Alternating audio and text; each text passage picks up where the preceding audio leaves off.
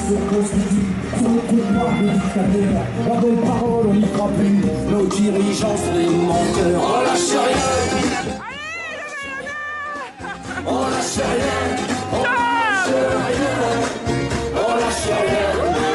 On lâche rien. On lâche rien.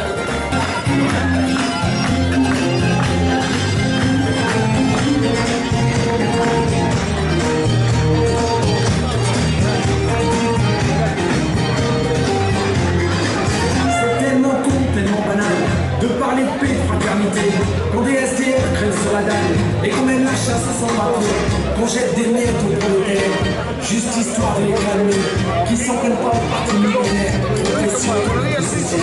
si nous commençons à protéger tous nos riches et nos puissants, y'a pas à dire, ça peut aider d'être l'ami du président.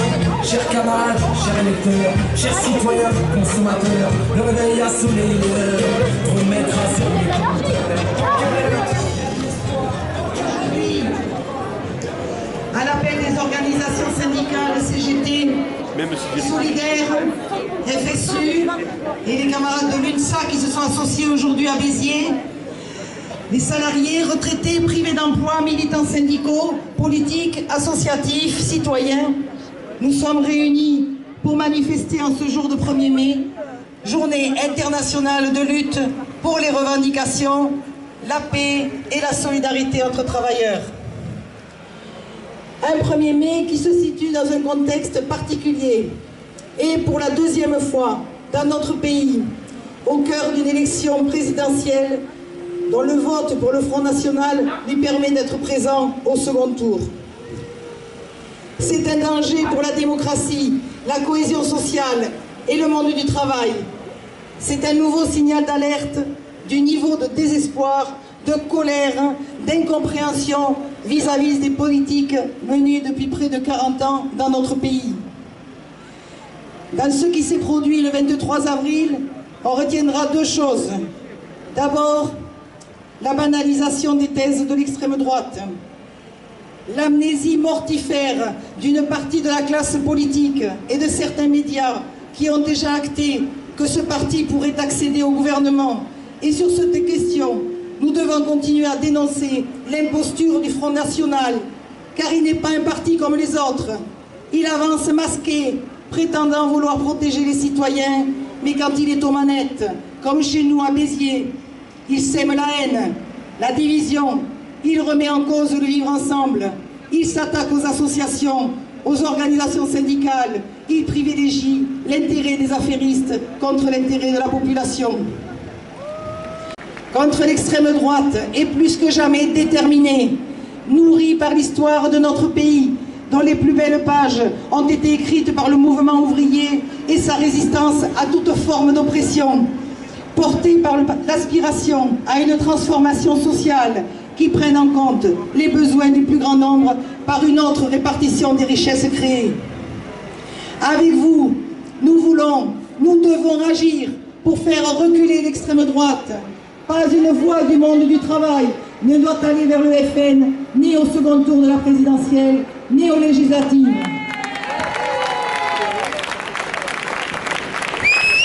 Ensuite, c'est l'échec de la politique poursuivie dans le dernier mandat.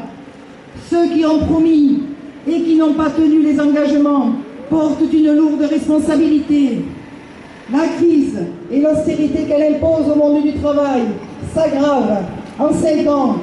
Le chômage, la précarité, l'exclusion n'ont fait qu'augmenter. Les inégalités se sont creusées avec des riches toujours plus riches, des pauvres toujours plus pauvres, des services et des entreprises publiques qui ont continué de subir la loi du libéralisme et les suppressions d'emplois, des services publics mis en difficulté d'accomplir leur mission, ce qui a pour conséquence d'éloigner encore un peu plus de la République les populations victimes de la crise. Nous ne pouvons que constater le naufrage d'une politique qui a renoncé dès les premiers mois à renégocier les traités européens et à tenir sa promesse de revenir à un âge de départ en retraite à 60 ans. Une politique qui a cédé chaque jour un peu plus au diktat du MEDEF, Une politique qui a produit la loi sécurisation de l'emploi, les lois Rebsamen et Macron, imposer la loi travail de la façon la plus antidémocratique, sans débat parlementaire et contre l'avis de 70% de la population, qui a bloqué l'indice des fonctionnaires, le niveau des pensions et n'a pas permis le relèvement nécessaire du niveau du SMIC et de l'ensemble des salaires.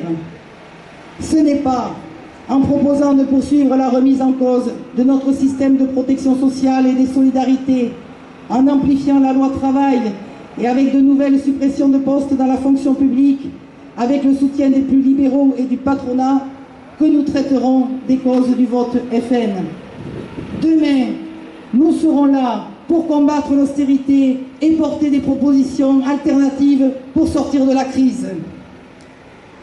Dans notre pays, comme tous les pays du monde, c'est bien la répartition des richesses créées qui est au cœur des enjeux. C'est l'appétit insatiable des multinationales et de la finance qui sèment le désordre, la misère, l'exil, les guerres. Nous leur contestons le pouvoir de décider de nos vies et de l'avenir de notre jeunesse. Le recul social ne se négocie pas, il se combat.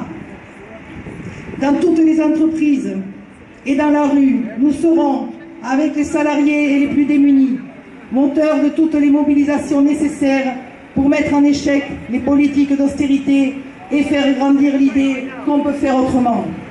Résolument, comme nous l'avons fait dans la campagne électorale qui a précédé ce premier tour et dans la campagne qui va suivre pour l'élection des députés, nous imposerons dans le débat les questions sociales, l'emploi, les salaires, les conditions de travail, la reconquête de notre sécurité sociale, de l'industrie et des services publics, la diminution du temps de travail, parce qu'il y a dans notre pays suffisamment de richesses créées et d'argent disponible pour vivre mieux, pour travailler tous. Merci à toutes et à tous pour votre engagement et votre mobilisation. Vive les luttes, vive le 1er mai.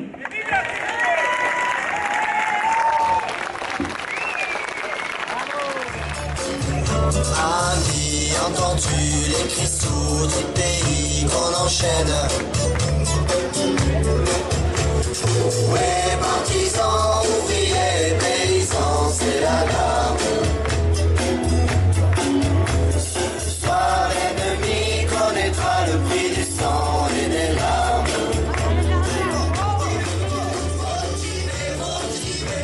Il faut rester motivé. Il faut se motiver. Soyons motivés.